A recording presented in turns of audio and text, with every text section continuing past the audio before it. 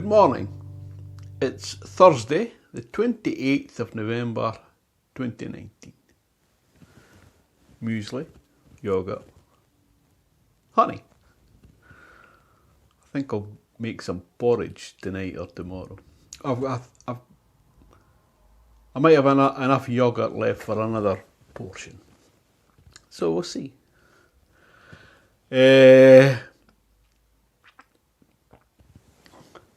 Bon appetit.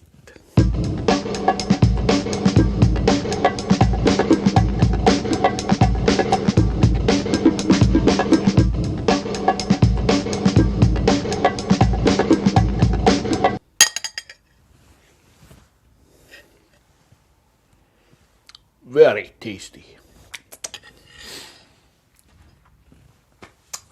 So, I went to the dentist yesterday, so I never went for a walk in the morning. And I intended going for like just a short walk after. And it was a short walk, it was like a mile or something. So, he fitted a new, like a wax denture to try it out. So, I go back next week, hopefully, for my new denture. I'll be able to smile again with an open mouth. I'll put yesterday's food diary in. It was below 1600 yesterday, which is pretty good. And today, it's a northeast wind, like 25 mile an hour. It's raining, gusty, it's truly foul weather. There's flood warnings out in East Lothian. So I'm going to go for a walk. But I'll just go, I might go along the coastal trail to Belhaven Bay. Well, as far as the Beal Water and then back. Which is about, I think that's a 4-mile walk. So. But in this kind of weather, I can't just be a fair weather walker. I have to go out in bad conditions as well. It's practice. I've been looking at guided walking holidays. Well, it's self-adventure. They take your baggage from hotel to hotel, or B&B, or inn to inn, as they call it. And you walk a set distance each day.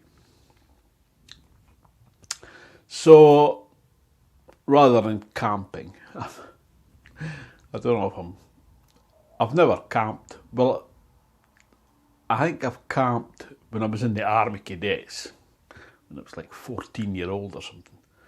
And I think that was only one night. So I've no experience of camping at all. I've watched plenty of videos on YouTube, but I don't think that really counts as experience. So I don't know really if it's for me. Plus, buying all the equipment, you know, a good tent, a sleeping bag, sleeping pad, etc. A rucksack to carry it in, that would cost as much as what a walking holiday would cost.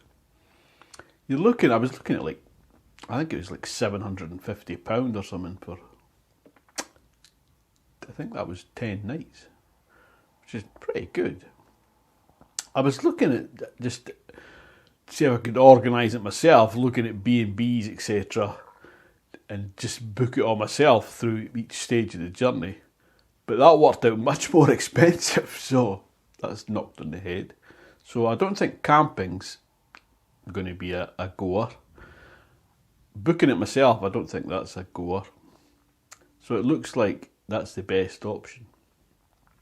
The only thing is there's a single person, solo person supplement, which I think is like £30 a day. So you're looking at another £300 basically. That's you're penalised for being like a single person. Unless somebody wants to go with me.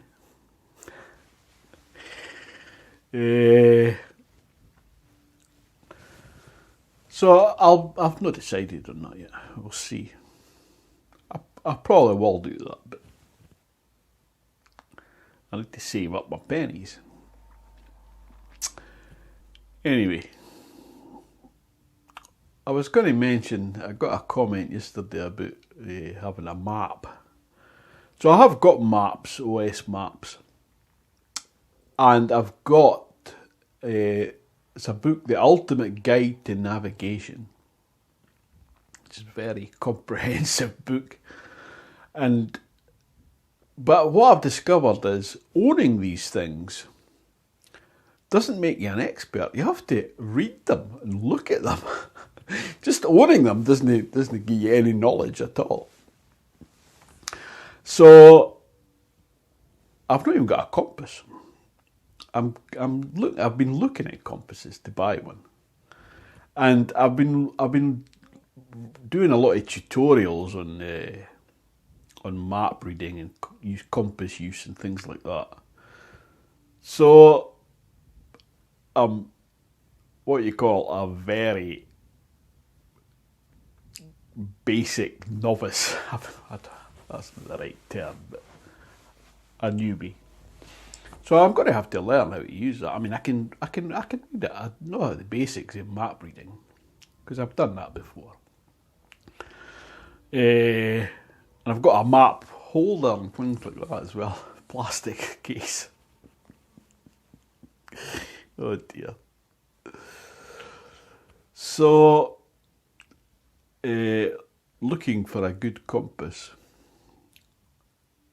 I've got one like saved in my wish list on Amazon. So, an OS one, an Ordnance Survey one. Anyway, just talking rubbish. What's new? So, actually, before I go, the other day when I went on my long walk, I took my GoPro and attached it to, I've got a clip that attaches to your rucksack strap.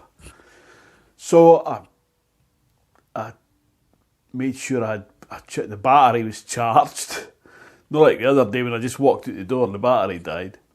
So the battery was charged, I had it running, the battery on the gimbal was charged. So I started it, I set it away, started recording, left, walked along the high street, and I got as far as almost to Deer Park Cemetery, and it stopped, card full. So I looked stopped, got my rucksack out,